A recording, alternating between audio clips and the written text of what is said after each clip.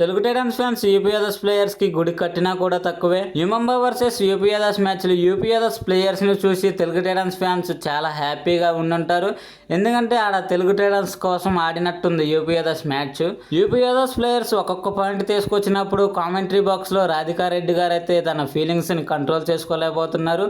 మన తెలుగు టైటన్స్ అని commentary box లో ఉన్నానని కూడా మర్చిపోయి మన తెలుగు టైటన్స్ అని చెప్తూనే ఉంటున్నారు. కామెంటరీ బాక్స్ లో రాధికారెడ్డి గారే కాదు, తెలుగు టైటన్స్ ఫ్యాన్స్ టీవీస్ ముందు కూర్చొని యూపీ అదర్స్ ప్లేయర్స్ ఒక్కొక్క పాయింట్ తీసుకొస్తుంటే తెలుగు టైటన్స్ టీం విన్ అయినా కూడా అలాంటి ఫీల్ అయితే రాదు.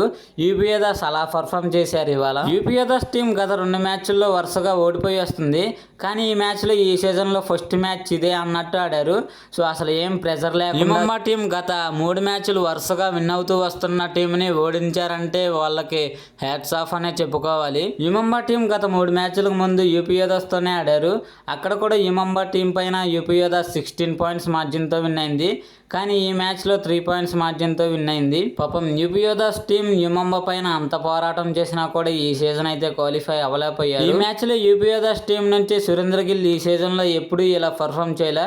కానీ ఈ మ్యాచ్లో 7 పాయింట్స్ తీసుకొచ్చారు రైడింగ్లో. అండ్ ఈ మ్యాచ్లో డిఫెన్స్లో కూడా సుమిత్ సాగ్వాన్ హైఫై చేశాడు. సో తెలుగు టైటన్స్ ఫ్యాన్స్ అందరూ తెలుగు టైటన్స్ టీం తర్వాత ఈ టీంకి సపోర్ట్ చేయాలి. సో ఈ మేల్ అయితే ఎప్పటికీ మర్చిపోకూడదు. అలాంటి ఆపర్చునిటీ ఇచ్చారు తెలుగు టైటన్స్కి. కానీ తెలుగు టైటన్స్ టీం ఆ ఆపర్చునిటీని నిలబెట్టుకుంటుందా లేదా ఉట్టిగా వృధా చేస్తుందా? సో ఈ సీజన్లో తెలుగు టైటన్స్ కప్పు కొట్టకపోతే తెలుగు టైటన్స్ ఫ్యాన్స్ కన్నా యూపీ అదర్స్ టీం ఫ్యాన్స్ అయితే ఎక్కువ డిసప్పాయింట్ అవుతారు. తెలుగు టైటన్స్ ఫ్యాన్స్ కన్నా యూపీ అదర్స్ ఫ్యాన్స్ కోసమైనా కప్పు కొట్టాలి. ఎందుకంటే యూపీ అదర్స్ టీం తెలుగు టైటన్స్కి అలాంటి ఆపర్చునిటీ అయితే ఇచ్చింది. అసలు ఈ మ్యాచ్లో యూపీ అదర్స్ టీం అలా ఆడిందంటే చాలా గ్రేట్. ఎందుకంటే వాళ్ళు గత 2 మ్యాచ్ల్లో చాలా స్కోర్ డిఫరెన్స్తో ఓడిపోయి వచ్చారు. అండ్ యుమంబా గత 3 మ్యాచ్లు వరుసగా విన్ అవుతూ వస్తుంది. సో అలాంటి టీంని ఓడించారంటే ఎలాంటి కాన్ఫిడెన్స్తో ఆడుంటారు ఒకసారి ఊహించుకోండి. సో మనం ఫైనల్లీ పాయింట్స్ టేబుల్లో 4th ప్లేస్లో ఉండి మినీ క్వాలిఫైర్ అయితే ఆడబోతున్నాం.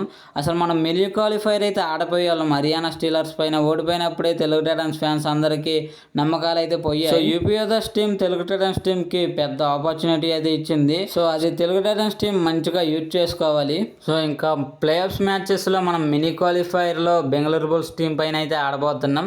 బెంగళూరు బుల్స్ చాలా స్ట్రాంగ్గా కనపడుతుంది. సో ఆ టీం పైన ఎలాంటి స్ట్రాటజీస్తో రావాలంటే సో అసలు మనం ఫస్ట్ థర్డ్ రైడర్ని సెట్ చేసుకోవాలి. సో ఫస్ట్ 10 మినిట్స్ ఆశిష్ నర్వాల్ని అయితే దింపాలి స్టార్టింగ్ 7లో.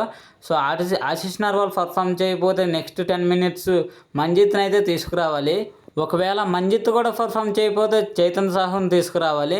సో అప్పటికి మనకి 30 మినిట్స్ అయితే కంప్లీట్ అయిపోతుంది.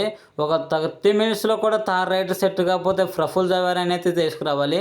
ప్రఫుల్ జవేరా లాస్ట్లో వస్తే గేమ్ మొత్తం చేంజ్ చేస్తారు. సో అక్కడ మనకు అడ్వాంటేజ్ అయితే అవుతుంది. సో నేను ప్రతి 10 మినిట్స్కి ప్లేయర్స్ని ఎందుకు చేంజ్ చేయమంటున్నానంటే ఈ సీజన్ అందరితో ఆడించారు. అసలు థర్డ్ రైడర్గా ఎవరు సెట్ అవటం లేదు. సో అక్కడక్కడ టచ్ చేసుకుంటూ వస్తే ఏ ప్లేయర్ అయినా ఆ రోజు పర్ఫార్మెన్స్ అయితే ఫామ్లో ఉండి పర్ఫార్మెన్స్ అయితే చేస్తారు. సో అక్కడ మనకు థర్డ్ రైడర్ సెట్ అయ్యే అవకాశం ఉందని నేను అనుకుంటున్నా. అండ్ డిఫెన్స్ విషయానికి వస్తే మన వాళ్ళు దుమ్ము రేపుతున్నారు. ఒక్క హర్యానా స్టీలర్స్ మ్యాచ్లోనే డిసప్పాయింట్ చేశారు. ఓన్లీ 9 ట్యాకిల్ పాయింట్స్లో అంకిత్ జగ్లన్ 5 ట్యాకిల్స్ చేశాడు. సో మనకు డిఫెన్స్లో రీప్లేస్ చేయడానికి బెంచ్ స్ట్రెంత్లో ఎవరు స్ట్రాంగ్ ప్లేయర్స్ లేరు. సో వీళ్ళతోనే ఈ గ్యాప్లో మంచిగా ప్రాక్టీస్ చేసి కంబ్యాక్ ఇచ్చేలా చేయాలి కృష్ణకుమార్ హుడా గారు. సో ఒకసారి మనం పాయింట్స్ టేబుల్ అబ్జర్వ్ చేస్తే ప్లే ఆఫ్స్ మ్యాచెస్కి టీమ్స్ అయితే కన్ఫర్మ్ అయిపోయాయి. సో ఎవరెవరు ఎలా ఆడబోతున్నారో చూద్దాం. క్వాలిఫైర్ 1లో Dabang Delhi KC and Puneri Paltan teams అయితే ఆడబోతున్నాయి. అండ్ మినీ క్వాలిఫైర్లో Telugu Titans team and Bengaluru Bulls teams అయితే ఆడబోతున్నాయి.